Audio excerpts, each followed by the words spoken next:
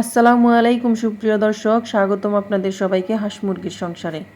আশা করি সবাই ভালো আছেন। তো চলে আসলাম নতুন একটা ভিডিও নিয়ে আপনাদের মাঝে।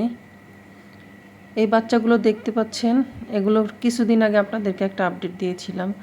তখন এদের বয়স ছিল 1 দিন। আজকে এদের বয়স হচ্ছে গিয়ে 7 দিন। আমি 7 দিনের আপডেট দিচ্ছি। মাশাল্লাহ, 7 দিনে ওরা আগের থেকে একটু বড় হয়েছে। ওদেরকে আমি খাবার হিসেবে গমের ভুসি এবং ফিড একসাথে পানি দিয়ে মিক্স করে দেই। ওরা খুব ভালো করে এই খাবারটা খায়। শুধু ফিড খাওয়ালে ওদের পায়খানাজনিত সমস্যা দেখা দেয়, তাই আমি ওদেরকে গমের ভুসির সাথে ফিড মিক্স করে দেই। এতে করে ওরা অসুস্থ হয় না এবং ভালো থাকে। আমার 14টা বাচ্চা ফুটেছিল। এখন অবধি মাশাল্লাহ 14টা বাচ্চাই আমার জীবিত আছে এবং ওরা এখনও সুস্থ আছে। এখন আমি আপনাদেরকে আরও কিছু মুরগির বাচ্চা দেখাবো। ওগুলো আজকেই ফুটে বের হচ্ছে।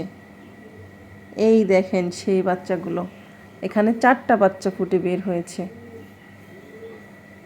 ওরা সবাই ঘুমাচ্ছে এখন।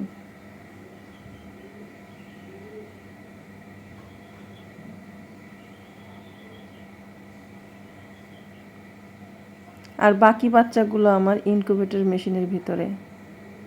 এই যে আমার সেই ইনকিউবেটর মেশিন, দেখেন আপনাদেরকে আমি দেখাচ্ছি।